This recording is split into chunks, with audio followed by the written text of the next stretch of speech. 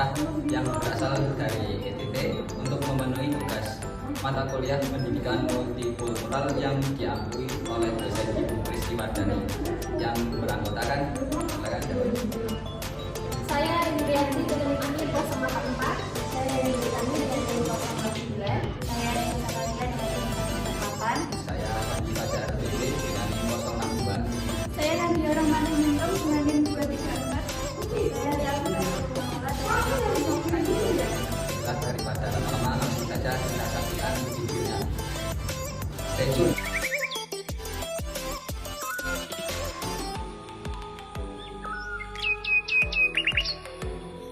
Rebu adalah desa adat terpencil yang terletak di Kabupaten Manggarai, Nusa Tenggara Timur yang memiliki 7 rumah utama yang disebut Baruniang. Rumah adat Baruniang berbentuk kerucut dan memiliki 5 lantai dengan tinggi sekitar 15 meter. Rumah adat Baruniang dinilai sangat langka karena hanya terdapat di kampung adat Wairebo yang terpencil di atas pegunungan. Ada 7 Baruniang di Wairebo. Jumlah tersebut mengandung arti penghormatan terhadap 7 arah gunung yang ada di sana dan diyakini berfungsi sebagai pelindung kampung Wairebo. Rumah adat Baruniang tersusun mengitari batu melingkar yang disebut compang sebagai titik pusat. Compang berguna untuk memuji dan menyembah Tuhan juga para roh leluhur. Baruniang berbentuk kerucut dengan atap yang hampir menyentuh tanah. Atap yang digunakan rumah adat Baruniang ini menggunakan daun lontar. Baruniang adalah rumah dengan struktur cukup tinggi berbentuk kerucut yang keseluruhannya ditutup ijuk. Baruniang memiliki 5 tingkat dan terbuat dari kayu worok dan bambu serta dibangun tanpa paku. Tali rotan yang kuatlah yang mengikat konstruksi bangunan. Baruniang dan panorama alam di Wairebo yang begitu indah membuat banyak orang tertarik untuk datang dan menjadi salah satu tujuan favorit wisatawan lokal hingga mancanegara.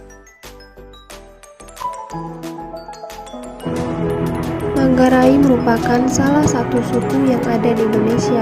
Suku ini berada di bagian barat Pulau Flores di Provinsi Nusa Tenggara Timur, Indonesia. Suku Manggarai tersebar di 3 kabupaten di provinsi tersebut, yaitu Kabupaten Manggarai Barat, Kabupaten Manggarai, dan Kabupaten Manggarai Timur. Jumlah populasinya sekitar 350 juta jiwa. Berdasarkan sejarahnya, dahulu kala di Manggarai terdapat sebuah kerajaan. Pada masa sekarang, sisa-sisanya masih kelihatan, yaitu berupa pembagian wilayah tradisional ke dalam wilayah adat yang disebut dalu, yang jumlahnya sampai 39 buah. Tiap-tiap dalu dikuasai oleh satu klan atau wau tertentu. Dalam setiap dalu tersebut terdapat beberapa buah gelarang, yang di bawahnya lagi terdapat kampung-kampung yang disebut beo. Nah, orang-orang dari wau yang dominan dan menguasai dalu menganggap diri mereka sebagai golongan bangsawan.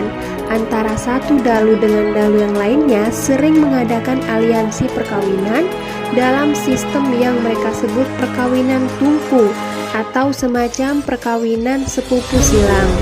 Nah, antara dalu dengan gelarang sering pula terjadi perkawinan karena sebuah gelarang umumnya juga dikuasai oleh sebuah wau dominan.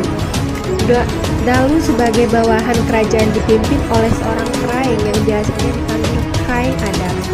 Kraeng yang dianggap berjasa ini berhak memperoleh gelar sangaji dari raja. Sementara itu, adanya wau yang dominan itu, maka dalam masyarakat Manggarai terdapat pelapisan sosial yang cukup jelas. Pertama adalah golongan yang menganggap dirinya bangsawan, yang biasanya memakai gelar kraeng. Kedua adalah golongan rakyat biasa yang disebut atalahe. Yang berikut ada golongan ketiga, hamba sahaya atau mendi. Tentu saja pada zaman sekarang pelapisan sosial ini sudah semakin kabur.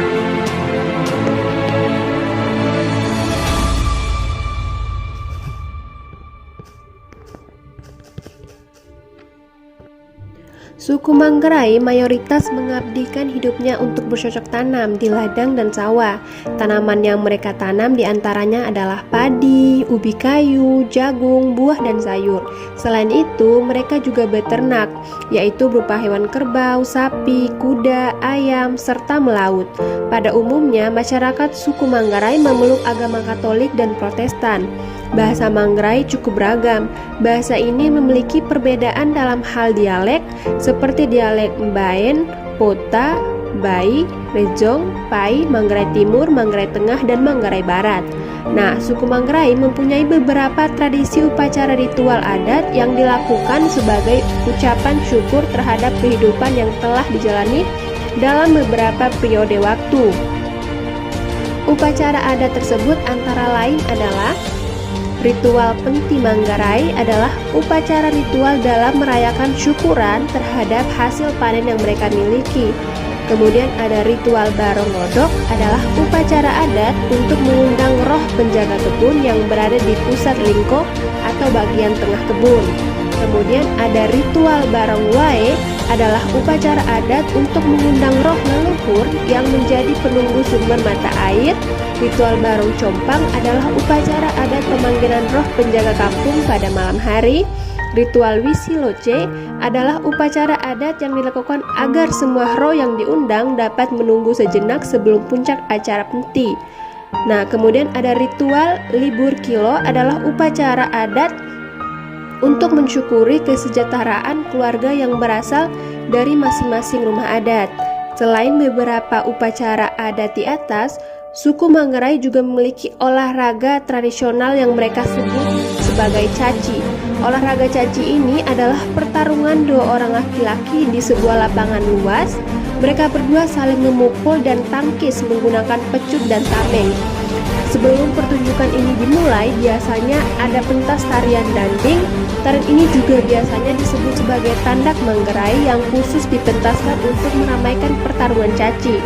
Berbagai kesenian dapat Anda temukan dalam suku ini, baik itu seni musik, sastra, tari, desain, dan kriya. Selain itu, ada kesenian lainnya yang sangat terkenal, yaitu seni rupa atau kriya dan songket. Dalam seni musik, alat-alat musik tradisional suku ini seperti gendang, sunding, gong, tambor, dan dinding. Dalam bidang teknologi, masyarakat suku Manggarai zaman dahulu sudah mengenal dan mampu menghasilkan peralatan rumah tangga serta perkakas yang dibutuhkan untuk kehidupan hingga saat ini. Masyarakat suku Manggarai sangat terkenal di kalangan masyarakat Indonesia. Sejarah suku ini begitu melekat bagi penduduk di wilayah Nusa Tenggara Timur. Beragam kebudayaan dan tradisi yang ada di daerah ini membuat suku Manggarai tak hanya terkenal di Indonesia, namun juga di kancah internasional. Hal ini juga disebabkan oleh beragam kesenian khas ke daerah berupa songket ataupun kerajinan yang banyak disukai warga luar negeri. Tari Bonet. Tari Bonet merupakan salah satu tarian tradisional masyarakat Pulau Timur yang paling tua. Tarian ini menggambarkan kebudayaan, hidup, dan kehidupan masyarakat suku bangsa Timur. Berdasarkan bentuk dan fungsinya di dalam masyarakat suku Dawan, keberadaan tari Bonet diyakini telah ada pada fase kehidupan berburu yang dilakukan oleh masyarakat suku Dawan. Tarian ini dilakukan sebagai bentuk sukacita karena telah memperoleh binatang buruan untuk keberlangsungan hidup mereka, di mana sebelum binatang buruan dimasak dan dinikmati bersama-sama, ada sebuah upacara penyucian roh binatang buruan dan juga ritual persembahan kepada dewa sebelum makanan itu disantap bersama-sama. Tari Bonet adalah sebuah tari tradisional yang melambangkan semangat dan kebersamaan masyarakat suku Dawan. Secara etimologis, Bonet sendiri berasal dari rangkaian kata dalam bahasa Dawan, yaitu na bonet, yang artinya mengepung, mengurung, mengelilingi, atau melingkari.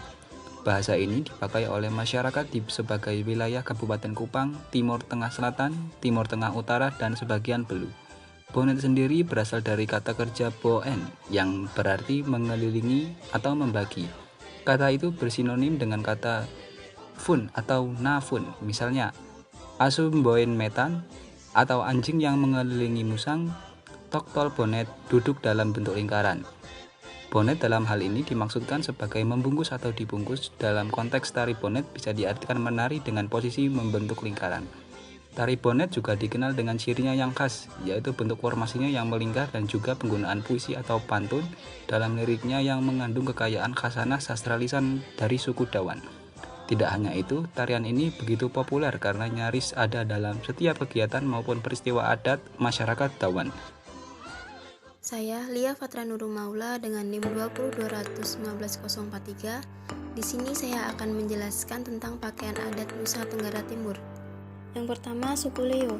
Suku ini merupakan suku tertua di Flores yang mendiami Kabupaten Ende. Pakaian adat ini bernama ikat patola. Ikat patola adalah kain tenun yang digunakan secara khusus untuk kepala suku dan warga kerajaan. Motif dari ikat patola pun beragam, mulai dari motif dedaunan, hewan, dan manusia. Bagi para wanita bangsawan suku Leo, ikat patola ini ditambahkan hiasan manik-manik atau kulit kerang pada tepi kainnya. Selanjutnya, suku Manggarai. Suku ini mempunyai pakaian adat yang memiliki filosofis tinggi yaitu kain singkek. Kain singkek adalah kain yang wajib digunakan oleh para wanita suku Manggarai dengan cara pemakaian yang mirip seperti sarung. Kain singkek didominasi oleh warna hitam yang melambangkan keagungan dan kebesaran suku Manggarai. Selain itu ada juga motif lain pada kain singkek. Masing-masing motif mempunyai makna yang berbeda-beda. Dan yang terakhir dari suku Bajawangada. Secara umum, nama untuk pakaian adat ini merupakan hasil olahan tenunan tradisional, yaitu sapu wegi. Ada satu puisi berjudul Patadela. Dari puisi tersebut dapat dijelaskan sebagai nasihat dari pendahulu atau nenek moyang yang di dalamnya ada nilai kebijaksanaan yang dapat dijadikan pedoman hidup sehari-hari. Selanjutnya, lawu adalah sebutan untuk pakaian adat wanita Bajawa yang terdiri dari luamanu, marangia, tasa sesi atau selempang pengilas tubuh berwarna kuning, keru, kuku, dan legazara.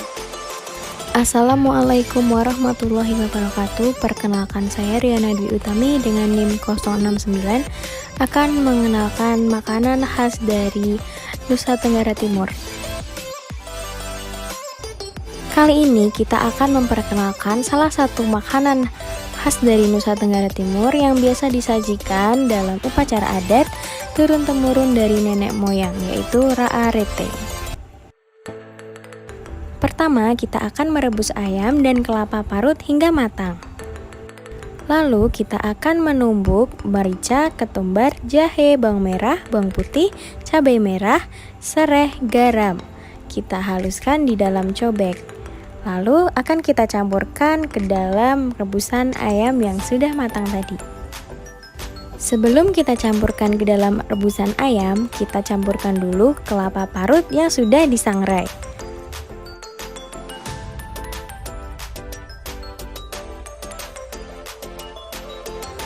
Jika kelapa parut dan bumbu halus sudah tercampur, maka kita akan masukkan ke dalam rebusan ayam yang sudah matang.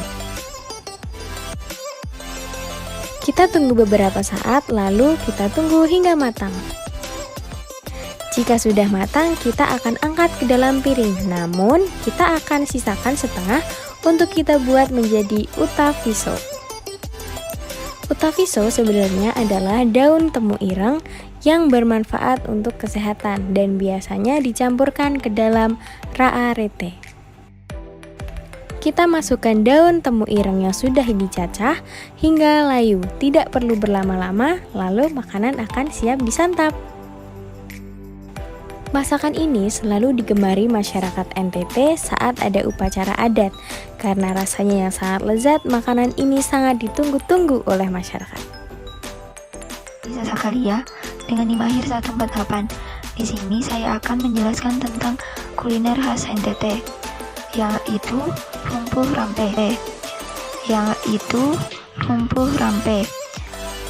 Bahan-bahan pembuatan rumpuh rampe yaitu daun pepaya secukupnya, bunga pepaya secukupnya, jantung pisang secukupnya, daun singkong secukupnya, 6 siung bawang putih, 6 siung bawang merah, 15 biji cabai rawit merah, 6 biji cabai rawit keriting, 2 batang serai, 2 buah tomat merah, 2 buah tomat hijau, 2 lembar daun salam, 30 gram ikan teri, 1 sendok makan kaldu ayam, 1 sendok makan garam, 1 buah pepaya muda, dan saus tiram. 1 buah pepaya muda, potonglah 2 buah tomat merah dan hijau, haluskan 15 cabai rawit merah dan 6 cabai rawit keriting, 6 siung bawang merah dan bawang putih, lalu masukkan 2 buah serai.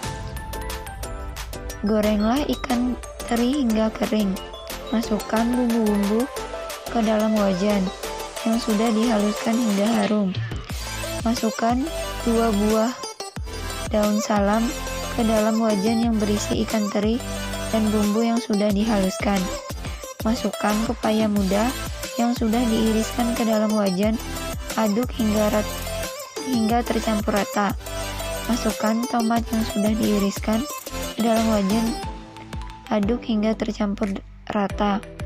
Masukkan semua bahan utama yaitu daun pepaya, bunga pepaya, jantung pisang, dan daun singkong. Aduk hingga tercampur dengan rata. Masukkan saus tiram secukupnya. Masukkan 1 sendok kaldu ayam. Masukkan garam secukupnya. Aduk hingga tercampur rata. Tambahkan air secukupnya. Rumput lampe siap dihidangkan.